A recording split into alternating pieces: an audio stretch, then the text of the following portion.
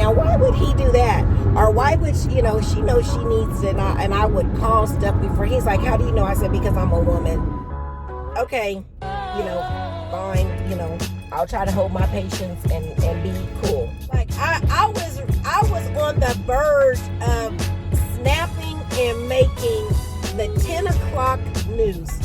Probably national news. That's where we were at. Hey, love bugs. Ooh, can you tell it's morning? Welcome to my channel. Let's discuss with author L.A. Logan. It is Tuesday, July 20th, and we are up and moving early in the morning. Well, early for me. Are you ready to get into it? I know I am. Let's discuss. Just hanging out with Logan. Okay, guys. First off, I got to do something with my mount. I don't know. I got to have it checked something. It just keeps seeming off to me. But anyway, hello, love bugs. How are you doing? I hope that you find this happy, healthy, and blessed, and that all is well with you and your family. It's Tuesday morning. It's like 10 after 8 almost a.m. And I have some training that I have to attend for my job. And so it starts at 8:30. So it's a little earlier start of the morning than what I'm used to. This is what time I would normally be out and about, headed to work or at work already, post or pre-pandemic. But as you know, we've been in a pandemic for 16 months, 17 months, somewhere in there, to where I've been working from home since March of 2020. So they're still saying that the plan is for us to come back. Sorry, guys. The plan for us to come back in August, but I have a feeling that's going to change because of the Delta variant. We had a total of 2,500 new cases here in Arkansas, so I'm just not sure that they're going to still have us come in, but who knows. But yeah, I haven't picked the camera up since Sunday after I got out of church, which I have had a lot going on since then.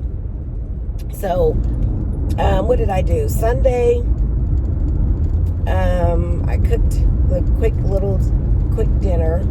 I think I told you guys I cooked spaghetti, broccoli, and salad, and I ordered rolls from Texas Roadhouse because I think I took you with me to Texas Roadhouse to get those. And then after that, I got dressed, and my guy friend and I had an ice cream / movie date, however you want to call it. Usually movies, you go to the movie theater. Well, we didn't do that. We actually watched the movie Sylvie's Love, and it was so good. I know it's been out for a while, but the way that my life is set up and the way that his life is set up, which I think is what makes us kind of work, it's hard we really do have to plan, like, okay, we're gonna watch this movie on this day or whatever. So anyway, we just now watched it, and it was really good. And what was kind of funny to me is I'm not gonna give it away for anybody who has not watched it, but my guy friend and I had discussion back and forth about from a male's perspective versus a woman's perspective, because there were some parts in the movie where I'm like, now why would he do that? Or why would she knows she needs it, and I would call stuff before. He's like, how do you know? I said, because I'm a woman. I know. And then he was like, well, from a male's perspective, a man don't want his woman to know this about him, or that doesn't make him feel like a man. And you might figure out the parts that this happened, that these discussions derived out of, because you'll just be able to pick up on it based on what's happening in the movie. But it was really good. I would highly recommend it. So that's what we did Sunday evening. And then yesterday,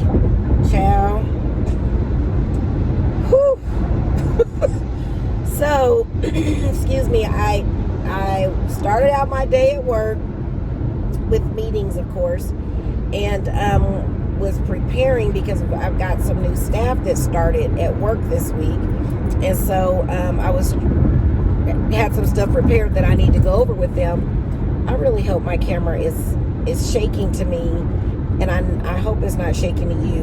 And I think part of the problem is that my mount is upside down and need to turn it over, but I can't get it off, and I need to have my guy friend do it for me. But anyway, I digress.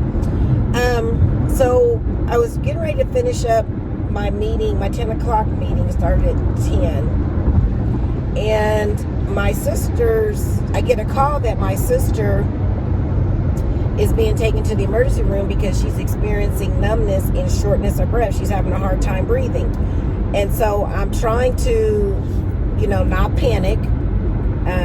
I start praying, and then I let my boss know, because I was actually in that particular meeting. It was a management meeting with my boss. And so I had to let him know, I just got this call, because my phone kept ringing back to back, and I kept ignoring it, but I was like, I might need to answer it. So I answered it and found that out. So hang up, go to the emergency room where they had taken her. Well, they said that they were so busy that they didn't have any beds in the back, and they had no idea when they would be able to get to her.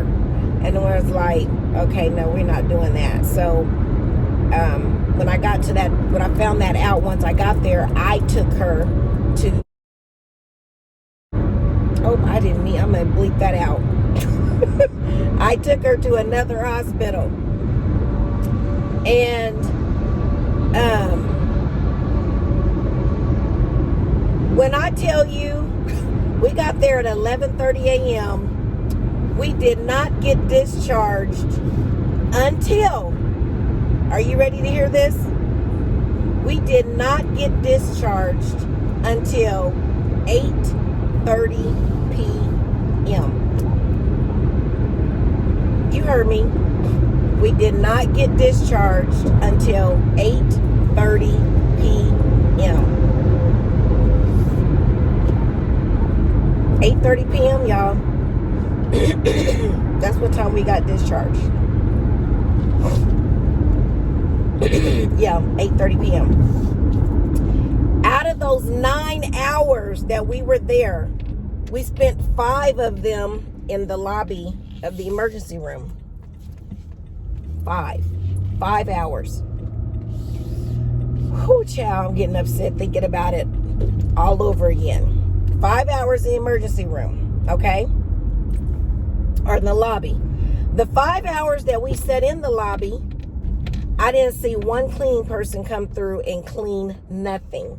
There was stuff on the floor, trash, like cups and stuff that people had left in seats. Excuse me, their identification stickers that they give you to give to the nurse once they call you back. It was just laying around like people had left them. And in my mind, I'm like, we're in COVID and we're at a hospital waiting room. Y'all need to come through and at least sweep or wipe down, do something. For 5 hours that we were in that waiting room, I did not see one person come through and attempt to clean anything. And this is supposed to be like one of our premier hospitals here. Keep that in mind. So what they did was they had it. I hope I can get through with this before I get to the place, because it's a lot to unpack. So they, had her, when we got there, we waited about an hour before they even called her back to truly check her in, where they take your vitals, ask you what's going on with you, why are you here. After we did that, then they took us to formally check in, where you give them all your information, your insurance and all that. Then we waited about 30 minutes to get her. They ordered some blood work. Ordered the blood work. Then they sent us back to the lobby, where we continued to wait for 5 hours, total of 5 hours in the lobby. And then I asked to speak to somebody. Well, I went up to the desk to say, can you tell me where we're at in line? We've been here for 5 hours. No, we can't. We just take the most critical in that order. I said, so you're telling me that I can be here till midnight? Is what you're telling me? I was like, I need to speak to somebody else. So they had the charge nurse come out to talk to me. He's like, we're really sorry. We're just super busy. We don't have any open beds in the back. As soon as we get a bed open, we'll be able to call her back. We just asked you for a patient. Now, I get that COVID has heightened things and shortened,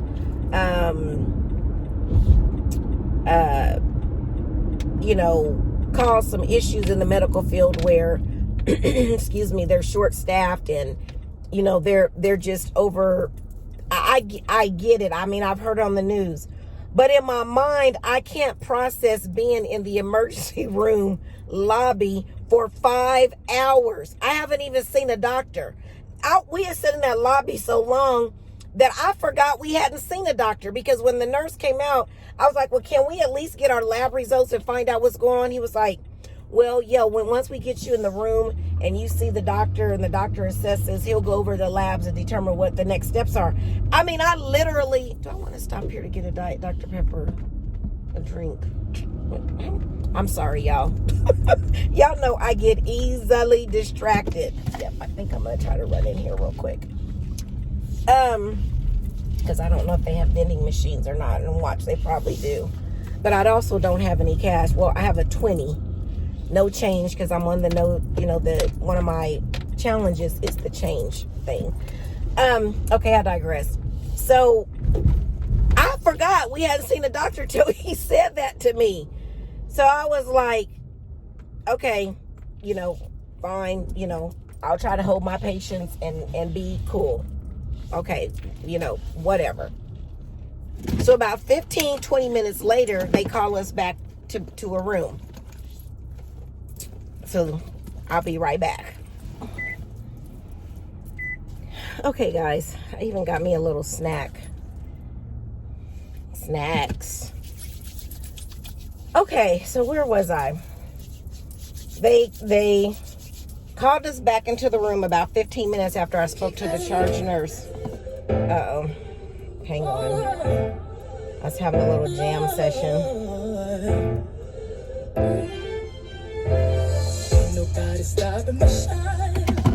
Okay, so I'm not going to be able to finish the story before I get to this class, but don't worry, I'm going to finish the story. We get back there, the doctor comes in immediately. I'll give him that. What's going on? We go over it with them, and he said, okay, we're going to order.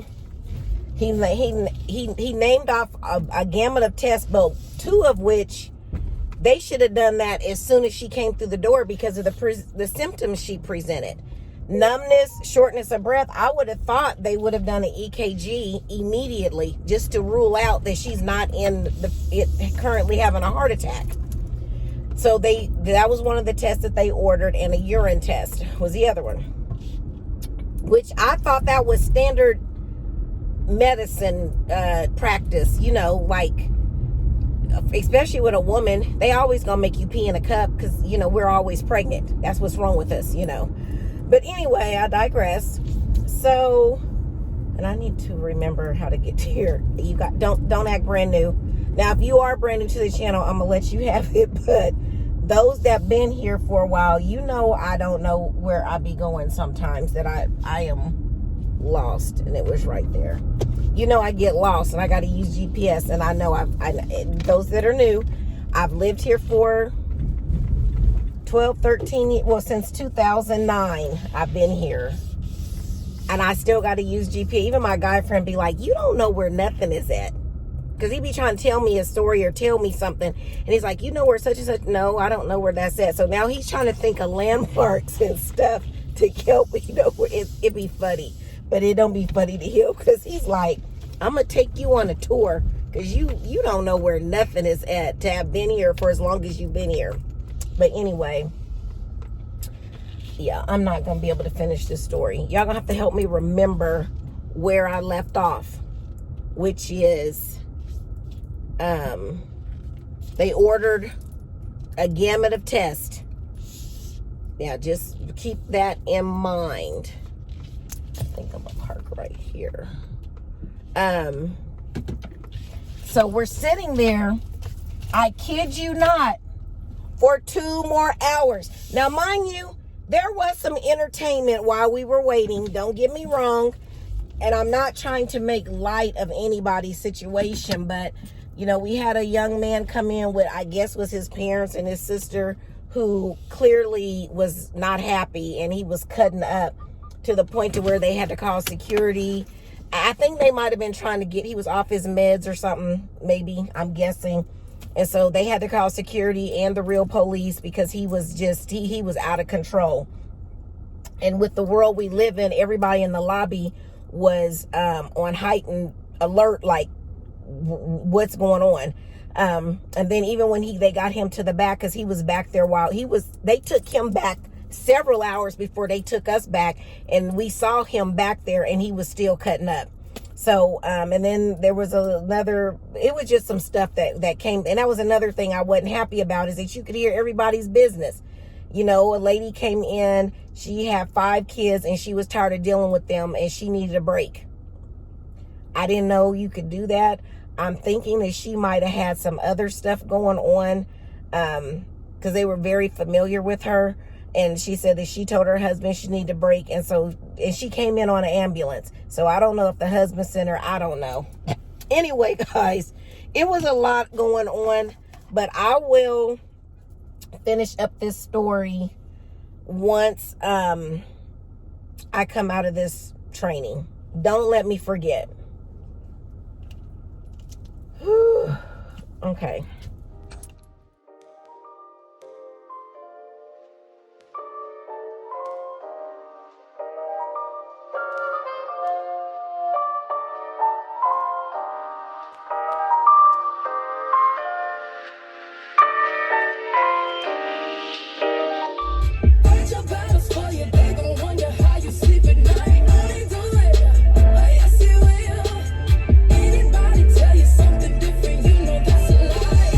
Turn off, guys. Okay, there it goes. Okay, guys, we just got done with training. It is 4:15, so I'm gonna head home. Oh, I wonder if I have time to go to the bank to get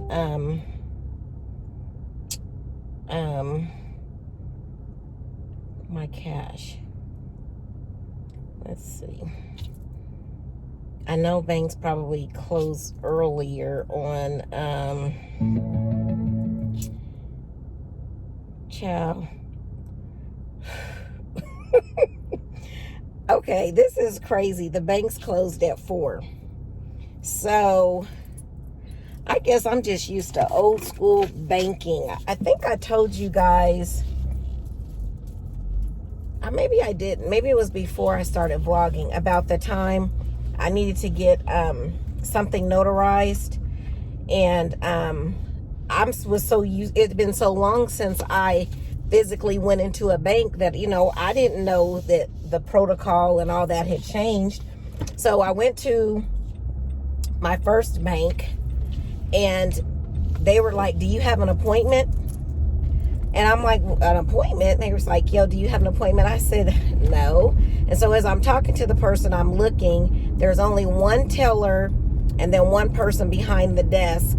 And then the person that greeted me at the door asking me, did I have an appointment? They're like, "Well, you got to make an appointment in order to get something notarized." I'm like, okay. So they looked up to see when their next available appointment was. And I'm like, when did banking change? So I left there, went to a sister branch of one of my other banks.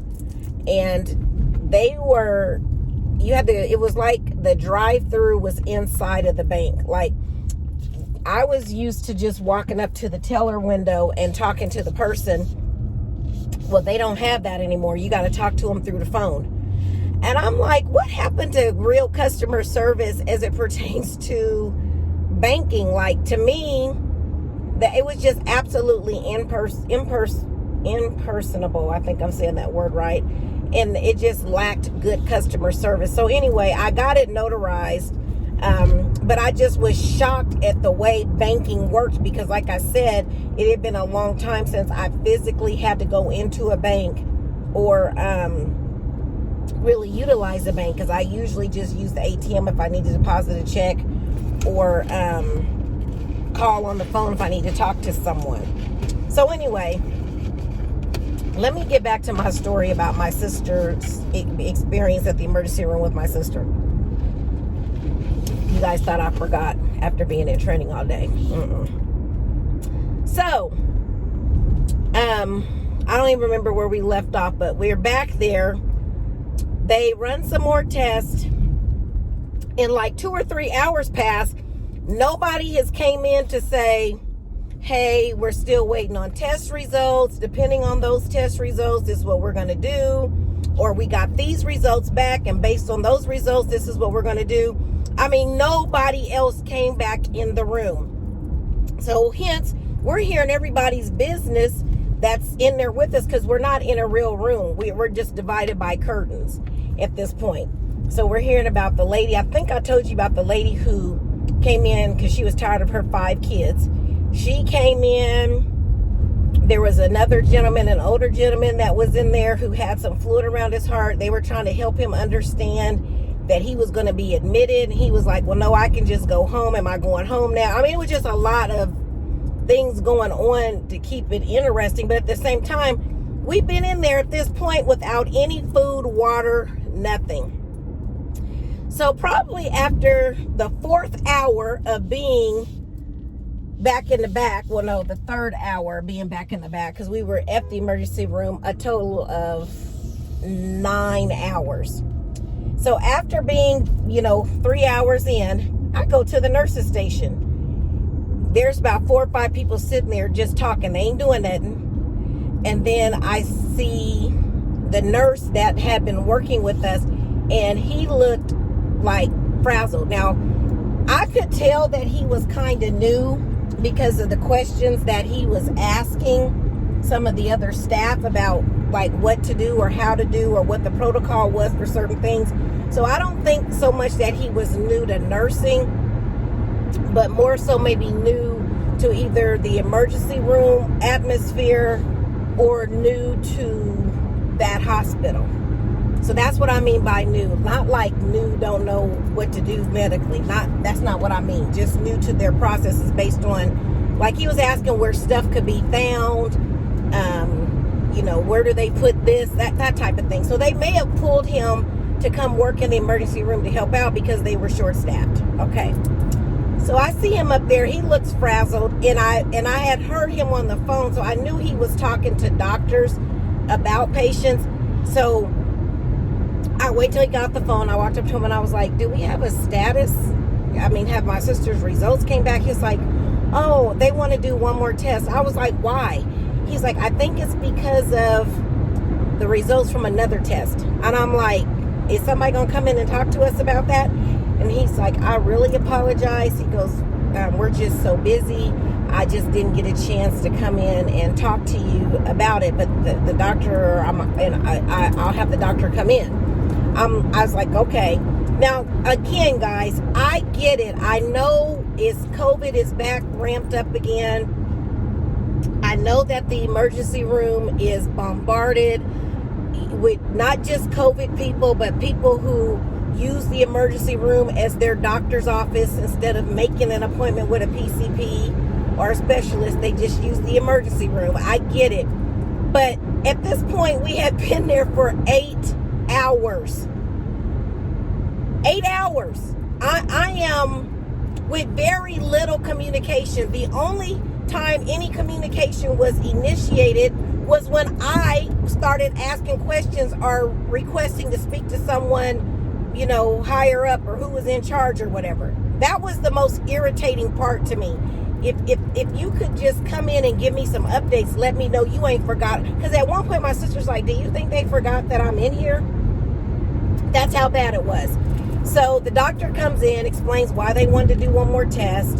And so we were like, okay. They're like, well, we need to find a room to do the test. I was like, why can't you do the test in here? My sister was like, yo, can you just do it in here? And they were like, well, because they're of the curtain. And we were like, we don't care. I'll hold the curtain to make sure it don't fly open, whatever. But this is not going to work. We not waiting on another room. We not doing it. So they went ahead, did the test. And before they did it, we were like, so are we gonna have to wait another hour or two for this test to come back? And they were like, no, it'll be immediate. We'll know immediately, and da da da. Like, okay, fine. So they did the test, and in the meantime, I had already told my sister to call her doctor before even the doctor's office closed. This is when we were still in the lobby. I was like, go ahead and call your doctor and schedule a follow-up appointment just in case you need to follow up. Or I said, because it's just the emergency room. All they really do is just kind of patch you up until you see your doctor. They really don't cure you whatever is going on most of the time. So she had already made the appointment with her doctor. So they do the test, and they were like, because we asked them, so what if we go ahead and do this test, what does that mean? They're like, well, if it comes back the way we saw it on the other test to confirm that, then we'll have to admit her, and then she'll have to have surgery. And my sister was like, I do not want to do another surgery, because she did have surgery back in February. This is the same sister that I took to surgery. We talked about it on one of my vlogs back then. So she's like, I don't want to do another surgery, and I do not want to stay here. She's like, I'm never coming back to this hospital again, because again, this is not the hospital that we generally use, but it's supposed to be the best one, quote unquote.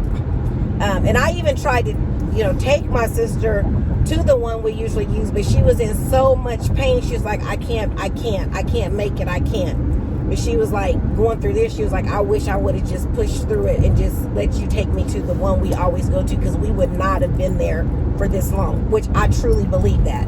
So anyway, the test came back, not what they thought it was. And they told her, that she needed to follow up with her doctor.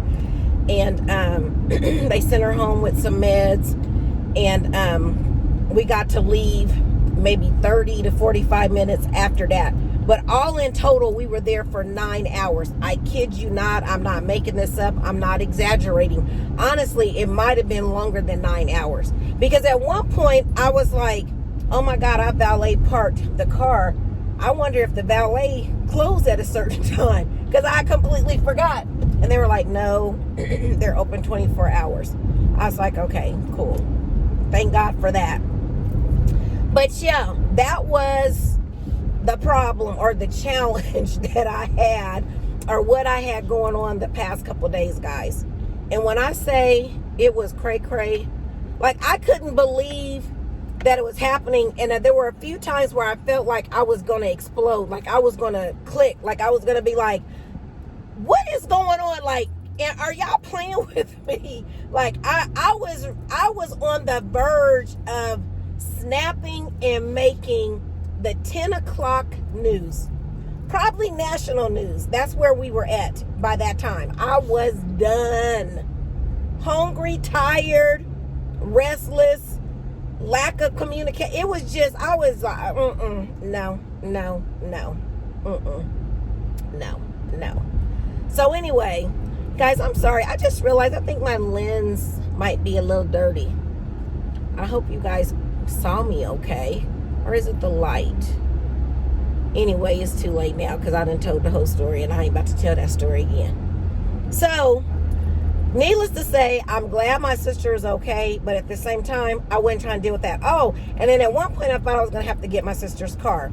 So I called my guy friend. I was like, hey, he knew we were at the emergency room, because we had talked back and forth. And he even was like, you at the worst hospital, because he was telling me about someone that he knew who was at the same hospital last week and went through the same thing. He was telling me that they had everybody waiting in the lobby, no matter what was going on with them, that there was people in the lobby literally bleeding. They had them, kept them in the lobby. There was people in the lobby throwing up. They kept them in the lobby. Like, he said his friend told him it was horrible. He said, I wish I would have known that was the hospital he was going to, or I would have told you beforehand that you might not want to take sis to that hospital.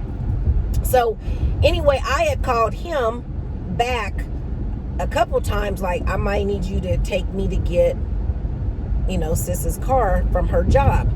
And he was like, okay, cool, just let me know what time or what you're trying to do exactly, because he had some stuff that he was doing. So I'm trying to be, courteous of his time. Finally, towards the end, I was like, you know what?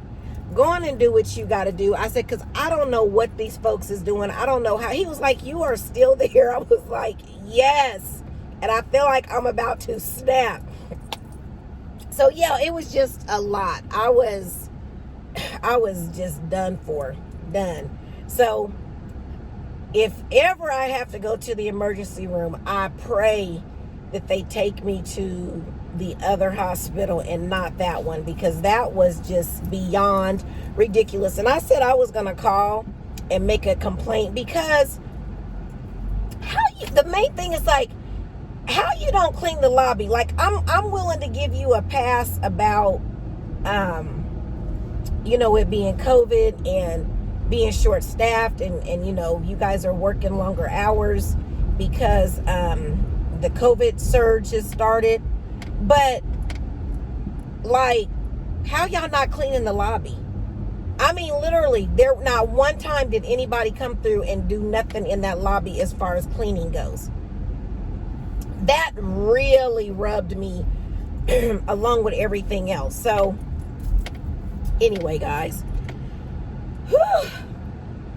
that's what happened. And when I got home last night, after getting my sister to her car, because she said she felt like she could drive, and so I took her to her car. So by the time I got home, it was like 9:15. Yeah, about 9:15. All I could do was get ready for bed and eat. And I mean, when I say I was exhausted, I felt like I worked a job because of the gamut of emotions I went through. And I was hungry and just tired, and it was horrible. It was horrible. So I guess I will say, if you're one of the people who have not got a vaccine and you think it's going to do something to you, I've had my vaccine since, when did I get my vaccine? Was it May? I don't know. I did a vlog on it. I think I got the first one in May and the second one in June, I think. I have not had any, since I've gotten it, I haven't had any issues. Now, I know they're reporting, I got the Pfizer vaccine. Now, I know there's been reports of some rare cases of a variety of different things that's happened with individuals. And I get the reservation, but the only way we're going to be able to get rid of this virus and get back to some sense of normalcy is more people have to get vaccinated. There's just no other way it's going to happen, because we're going to keep reinfecting each other, even with the vaccine. And it's just like, don't y'all want to, ain't y'all tired? I'm tired of this. I'm so tired of dealing with this and looking at folks that ain't got a mask on at all. And it's like, really, you're vaccinated.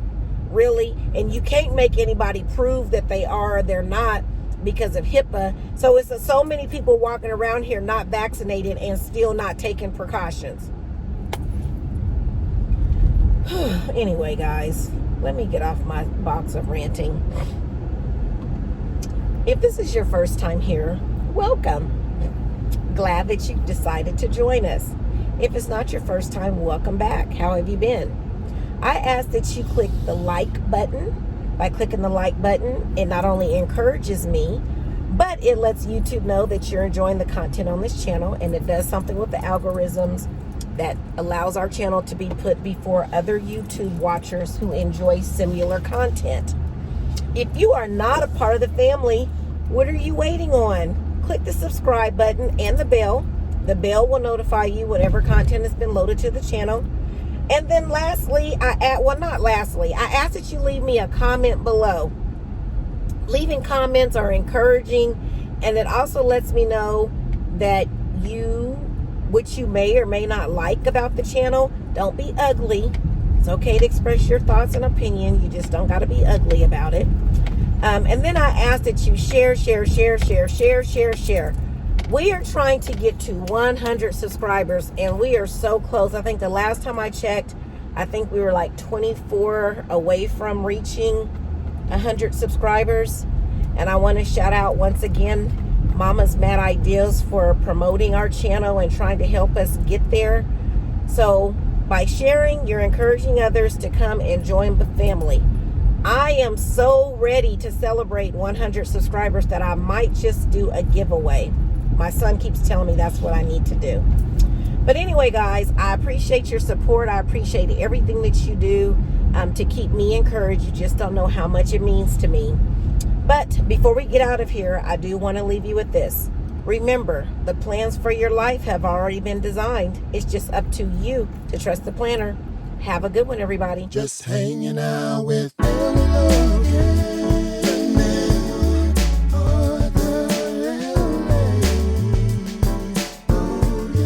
Just hanging out with Logan.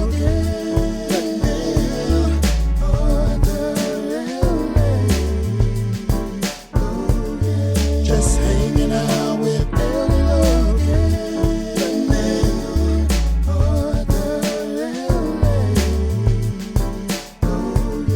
Just hanging